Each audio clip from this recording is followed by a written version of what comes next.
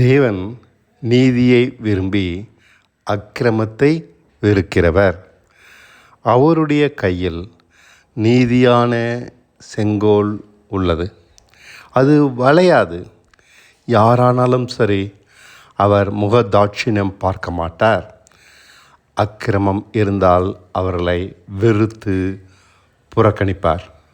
இயேசுவும் லூசிஃபர் என்ற சாத்தானும் சகோதரர்கள். இருவரும் வல்லமையிலும் மகிமையிலும் இணையானவர்கள். ஆனால் இயேசு நீதியை விரும்பினார், அக்கிரமத்தை வெறுத்தார். லூசிஃபரோ அப்படி இல்லை. தன்னுடைய வல்லமையையும் சிறப்பையும் பார்த்து தன்னையே தேவனாக உயர்த்தினான்.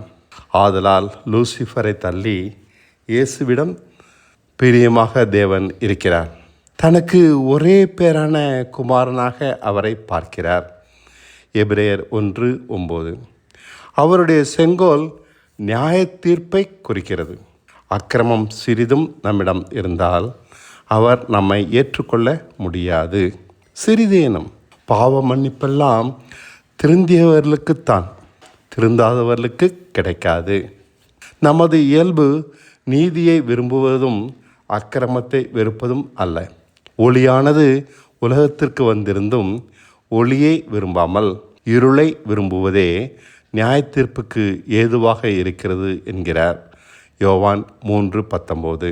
நன்மையை விரும்புவதை காட்டிலும் தீமையை விரும்புகிறோம். நேர்மையை காட்டிலும் ஏமாற்றுவதையே விரும்புகிறோம். இது நம்மோடு பிறந்த மனுஷ சுவாபம். ஆகையால் திருந்தாதவர்கள் நாம், திருத்த முடியாதவர்கள் நாம். மனுஷ சுவாபம். இயேசு சிலுவையில் மரித்தார் என்றால் அவருக்காக நம்மால் பரிதாபப்படத்தான் முடியுமே ஒழிய திருந்த முடியாது. இதனால் தான் பவுல் சொல்லுகிறார், மாம்சமும் இரத்தமும் தேவனுடைய ராஜ்யத்தை சுதந்தரிப்பதில்லை என்று. 1 கொரிந்தியர் 15:50. அழிவுள்ளது, அதாவது நாம் அழியாமையை சுதந்தரிக்க முடியாது. மண்ணானவன் எப்படிப்பட்டவனோ அப்படியே மண்ணுக்குரியவர்களும், அதாவது நாம் அப்படிப்பட்டவர்கள்தான். இதை மாற்ற முடியாது. ஆனால் மண்ணானவனுடைய சாயலை அணிந்திருக்கிறது போல நாம் வானவருடைய சாயலையும் அணிந்து கொள்ள முடியும் என்கிறார். எளிய விசுவாசத்தினால்தான் நாம் இப்படி மாற முடியும். நம் முயற்சினால் யாரும் மாற முடியாது. 1 கொரிந்தியர் 15:48-49 வரை. இந்த வானவருடைய சாயலைத்தான் நாம் கிறிஸ்துவுடன் உயிர்த்தெழுந்தபடியால் அடைகிறோம். ரோமர் 6:5. எளிய விசுவாசத்தினால். இப்படி விசுவாசிக்கிற நாம் அனைவரும் இமைப்பொழுதில் மறுரூபம் அடைகிறோம். இவ்வாறாக அழிவுள்ள நாம் அழியாமையையும் சாவுக்குரிய நாம் சாவாமையையும் அணிந்து கொள்கிறோம். இதனால் நாம் இனி பாவி இல்லை, பாவியாகவும் முடியாது. இவ்வாறாக மரணமானது ஜெயமாக விழுங்கப்பட்டது. பாவமே உன் கூர் எங்கே என கேட்கிறோம்.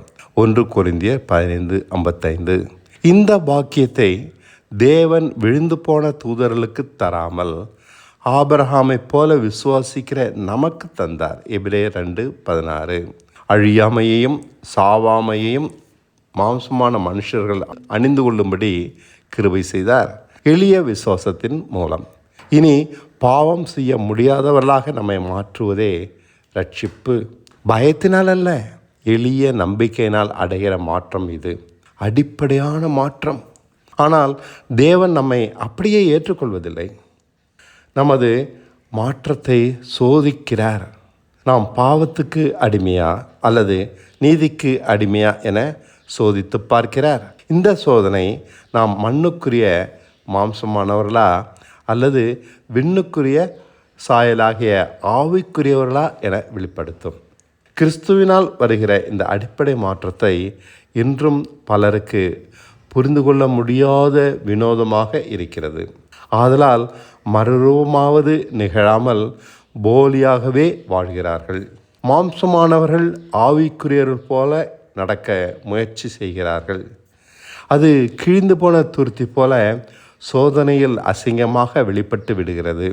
விண்ணவருடைய சாயலை அணிந்து கொண்டவர்கள் ஆவிக்குரியவர்களாக எவ்வளவு சோதித்தாலும் நிலைத்து நிற்கிறார்கள். எளிய நம்பிக்கையை கொண்டு இவர்கள் தேவனைப் போல அக்கிரமத்தை வெறுத்து நீதியை விரும்புகிறார்கள். இந்த அடிப்படையான மாற்றம் இவர்களிடம் நிகழ்ந்து விட்டதால் தேவன் மன்னித்து ஏற்றுக்கொள்கிறார். இவர்கள் முன்பு செய்த பாவங்களை நினைப்பதில்லை. நாம் ஆவிக்குரியவர்களா அல்லது மாம்சத்துக்குரியவர்களா என்பதை நம்மை நாம் சோதித்து பார்த்தாலே தெரிந்துவிடும். அந்தரங்கத்தில் நாம் நீதியை விரும்பி அக்கிரமத்தை வெறுக்கிறோமா என்பதை நம் கிரியைகளை கவனித்து பார்த்தால் தானாய் வெளிப்பட்டுவிடும். நாம் இன்னமும் இருளை விரும்புகிறோமா அல்லது ஒளியை விரும்புகிறோமா என்பதை நம்மை பார்த்தே புரிந்து கொள்ளலாம். ஆவிக்குரியவன் மாம்சத்தின்படி நடக்க முடியாது, மாம்சத்துக்குரியவன் ஆவிக்குரியவனாக ஆகவும் முடியாது. இது யாரும் கடக்க முடியாத பெரிய இடைவெளி. ஆகையால் கவனமாக எளிய விசுவாசத்தினால் அழிவுக்குரிய நாம் அழியாமையை அணிந்து கொள்வோம். இயேசுவுடன் மரித்தோம், அவரோடு உயிர்த்தெழுந்து இருக்கிறோம். இந்த எளிய நம்பிக்கை போதும்.